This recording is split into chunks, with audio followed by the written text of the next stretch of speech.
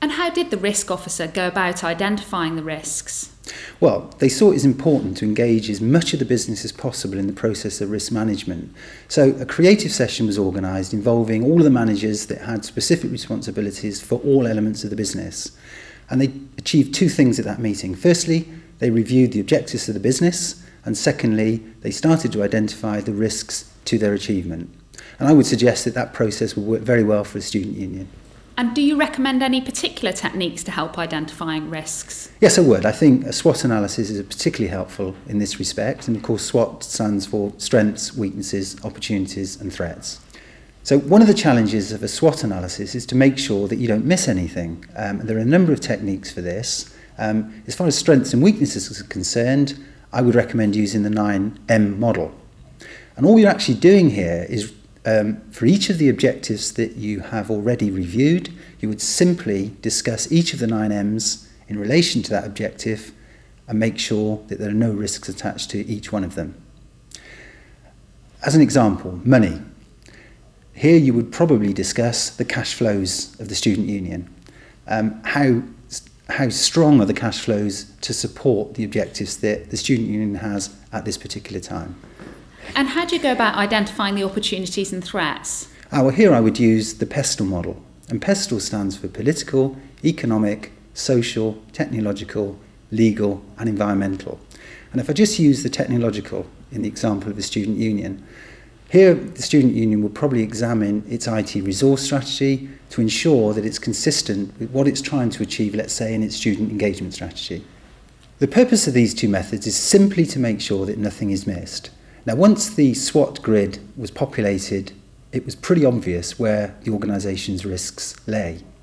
So the next stage was to put them in some sort of order. I've already mentioned that some risks are really, really important to an organisation and need very, very close immediate management, and others perhaps are less important and can be parked for tomorrow. Now, in order to do this, you simply have to consider two factors: the likelihood and the impact. In the guide, you refer to a risk grid. Can you explain what a risk grid is? Yeah, a risk grid is simply a way of bringing these two components together, being impact and likelihood. And on the vertical axes, we place likelihood. And likelihood runs from the bottom, being events that would occur over 30 years, through to events that might occur annually. Next is to plot on the horizontal axes, and that's for impact. Now, in the example I've got here, I go down on the left-hand side to £25,000 through to events that would cost over £100,000. Now, both of these axes will be tailored to each organisation, so it's quite possible that each student union would choose different axes. Okay, and the next stage is to decide what level of risk is acceptable to the organisation. Now, the way you do that is best explained by an example. Ask yourself, am I happy with a risk that might cost us over £100,000 and would occur at least once a year? Well, the answer to that is clearly no. So you could put an X in box A1. If we now have a look at the other extreme, am I comfortable with a risk that would cost, say, £5,000 but only occur every 45 years? Well, clearly yes. So that would put perhaps a naught into box F4. And through a process of iteration, you will eventually populate the whole of this risk grid. When you've done that, it's then very easy to draw what's known as the risk boundary through the grid.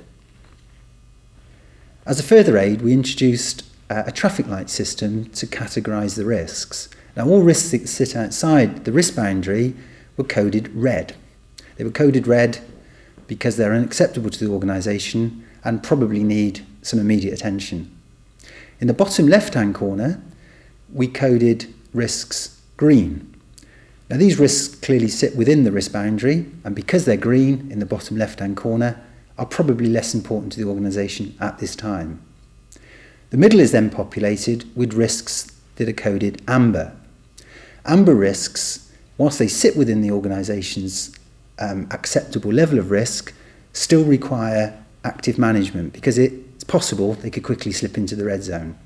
Okay, so once a student union has identified their green, amber and red risks, is that all they have to do? No, unfortunately not. The next stage is to create a risk register, which is a record of all the risks that the business is facing or the organisation is facing at the moment and the controls that they have in place to mitigate them. Again, I'll work through an example.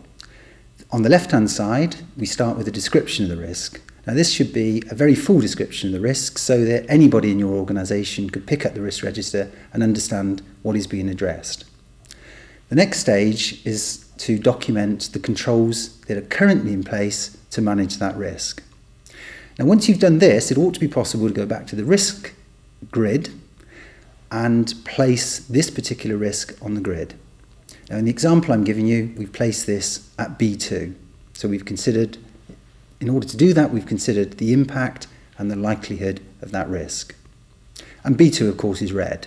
Now, because it's red, as I've already mentioned, it needs urgent attention. It sits outside the risk appetite of the organisation. So the next section lists additional controls that are now being planned to be put in place to reduce this risk to a more acceptable level. Clearly, it's really important that these additional controls are followed through and introduced. And in order to do that, I would suggest that you allocate ownership for each one, and indeed that you attach an action plan and a data delivery. Part of the risk officer's job is to see these controls through into place. The very last part of this risk register is a judgment. It's basically trying to assess what will the level of risk be once these additional controls are introduced.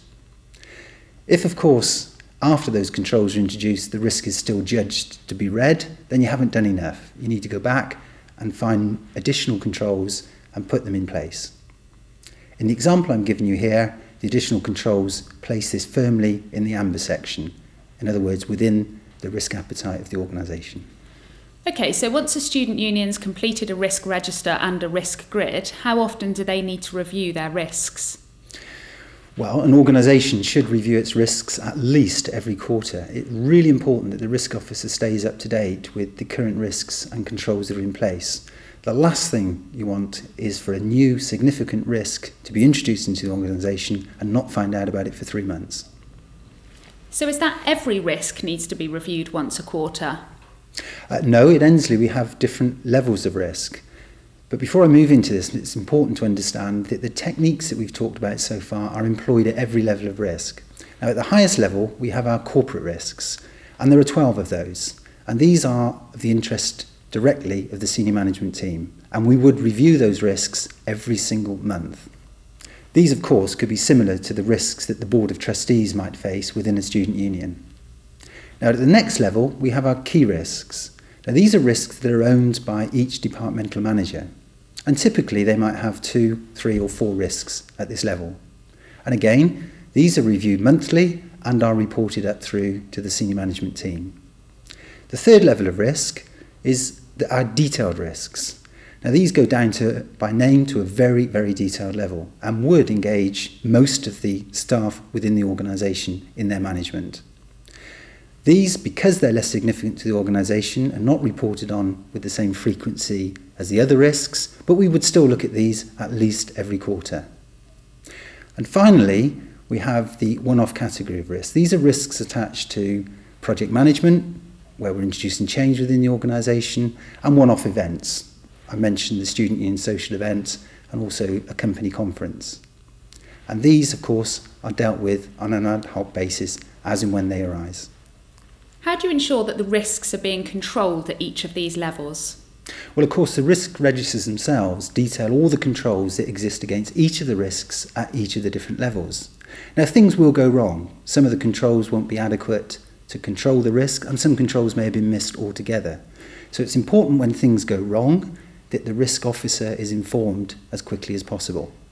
Okay, depending upon the severity of the control failure, it might well be necessary to inform the Board of Trustees immediately. If the impact is less, then you may decide simply to include it on the quarterly report.